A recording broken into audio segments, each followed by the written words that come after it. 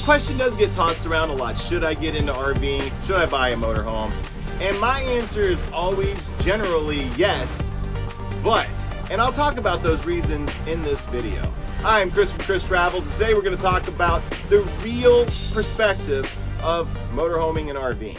There is a general concern that comes with this, and it's usually the price. The main thing that I see out there in the RV world is people buying motorhomes and not exactly understanding what they're getting themselves into. It does sound amazing. It is a very niche thing, but it could bring you a lot of happiness and a lot of joy and show you a lot of things and get you to a lot of places, but you have to understand a few things. Let's just talk about this point before we even dive any further in the video. It's not for everyone. This is not a very inexpensive hobby. This is a pretty expensive hobby, but so is just traveling in general when you really think about it. The cost of plane fare, booking a room, and just being able to bring your pets with you. It is very difficult to bring your pets with you on any other mode of transportation besides a motorhome and RV. And that is one of the reasons why we chose to do the motorhome route. We have 4 miniature schnauzers and 2 Boston Terriers, and we don't want to leave them home. We want to bring them with us, and we don't want them to be babysat, and they spend enough time at home, and so do we, so we bring them with us. That was a main deciding factor for us right there. We want to be able to explore, but we want our dogs with us, and they enjoy it quite a bit. RVing is a very basic way to see the world. You are in a motorhome or an RV. You're basically home on wheels. Some people require the creature comforts, electricity, sometimes a washing machine. Yes, RVs sometimes have washing machines and dryers in them.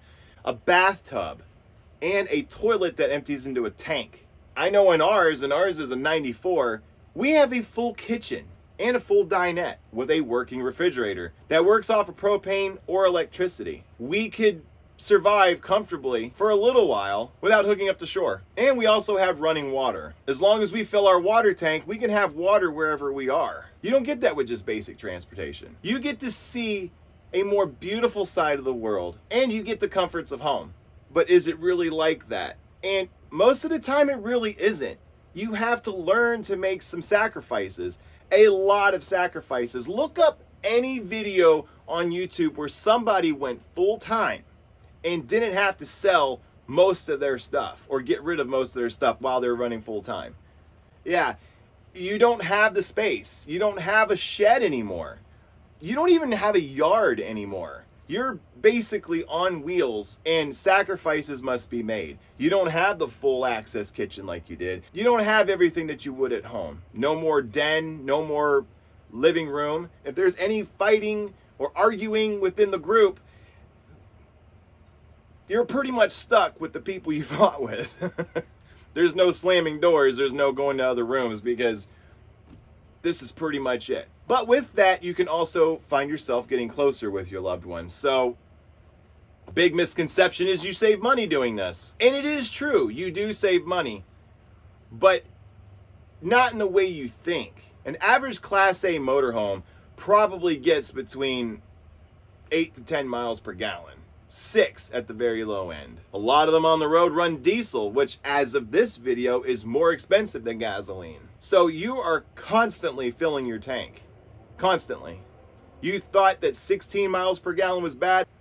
6 miles per gallon in an RV is brutal. You do save money by the previous points. Having your kitchen with you, having your fridge with you. You can make your own meals. You don't have to eat out. You have a bed, you have a shower, you have a toilet, running water. You don't need to get a room.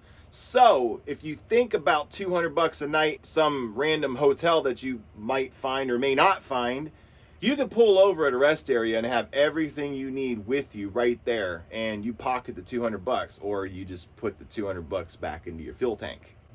A big thing to do with RVing is to keep your expectations in check. Things will happen, and they always do. Things will go wrong, and they always will. Things break. We were going on a trip a few weeks ago, and our power center went out. It is intensely hot in here, and I'm still working on replacing the power center. Making this video right now, I do not have air conditioning, and it is over 90 degrees. Now, with that being said, replacing something like that, if you were able to find a shop that will do it for you, could be anywhere close to $200 an hour for them to do that. And it is up to them to decide however many hours it takes to do it. And sometimes they'll find other things. And there is a markup on their parts. That's how they make their money. But with that, they also give you a guarantee if you go to a reputable shop. I need to replace the automatic transfer switch. So we need to order that and get that in here. And we'll install that and hopefully everything will be going well. But on the flip side of that, our water pump went out. So we have to replace the water pump. That's just the life of an RV owner. Because you find that there are a lot of things in an RV that you can do yourself. And they're fun to do. Upgrading components, installing new television sets, just researching which wireless internet provider to use while you're on the road can be a lot of fun. I've had nothing but happiness researching all parts of an RV and learning every single thing I could. My history comes from equipment operations, and operating a vessel of this size was challenging at first, but it was a lot of fun. I've often thought what it would be like to own a larger RV. More room for the dogs, maybe a slide or two, more room for us, more time out. I thought it would be a lot of fun to do that, but I would have never known that if I didn't deep dive into this. No one can tell you if RV life is for you, but I also feel that us as RV enthusiasts should spread the other side of RVing, that this isn't for everybody. These things aren't the easiest things to drive. I made a video about if I thought RVs are easy to drive, and for the most part they are. But you have to want to do it.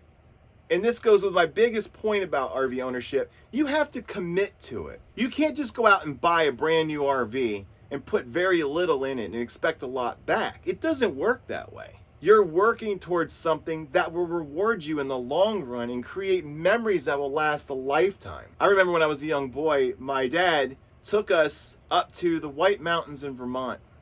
We were on our way to New Hampshire and Connecticut and all that up there. And we had a Volkswagen van that kept breaking down. This was a Volkswagen camper van. So we had ample room to sleep and stretch out. We had a little stove and stuff. It was really nice. This is my earliest memory of an RV.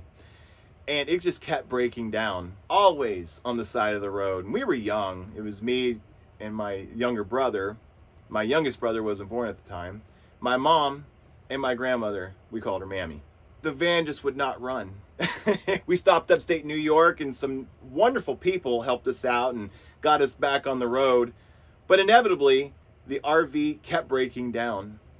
Until one day, my mom got so upset, she got out and was trying to catch a ride to a nearby city so we can at least try to get out of the situation we were in. Inevitably, we left the van. I still tell that story to this day because out of that, we went to a bunch of different destinations. We saw Niagara Falls, White Mountains in Vermont. We went to Santa's Village, Six Gun City. We've done so much because of this. And if I never had that one memory, I wouldn't be doing any of this now. There's always good that comes from the bad. You just have to hold on and understand that just because you have a bad day today doesn't mean it's going to be bad tomorrow. Or is today really bad, or things just look bad? I think that's really where the RV industry tries to look, on all the positives, on all the good, and sometimes not misinformation, but not complete information. At its core, these are vehicles. They're very heavy, very dangerous vehicles. And I do believe in my heart that there should be training courses for RV ownership. You should be trained on how to drive these, on how to turn them, how to back them up. And RV dealers need to implement something like this. Just at least let you get behind the wheel and see if this is for you. Because unfortunately, with this industry, the only way to know if it's going to work for you is if you do it. And a lot of people do it wrong. They're told to go rent an RV. Let's be real about something. If you go rent a brand new 2023 Fleetwood Bounder for a weekend and you fall in love with it, it's everything you want it to be, but you're not realistic about your budget and realize that you can only spend $20,000 on an RV, let me shed some light for you. They're not cheap. They could be $150,000, $200,000. So what are you gonna do? You're gonna turn to some platforms such as RV Trader, which is a phenomenal platform to look for new and used RVs with your $20,000 budget, and you're not going to buy the experience that you rented. So you're no longer apples to apples. Now you're like apples to tuna fish. And you can't compare the two. And they serve two completely different markets. And most of the time, you need to invest thousands of dollars after you purchase one if this is a lifestyle that you want to choose. And you won't know that because you haven't been in it yet. So a good market is get a well-reputable used RV, or at least purchase a brand new RV with a more reasonable outlook on it. That you are plagued with the same potential problems as a used owner. As a used owner addressed a lot of the issues, a new RV will have the issues that haven't been addressed yet, if there are any. But whatever decision you choose, I know you're going to make the greatest decision that you possibly can, and I support whatever decision you choose. I think that everybody should have an RV, and if you're asking should you have one, that probably means you should get one. You're just worried, concerned, and a little doubtful, and that's fine. That's what the RV community is for.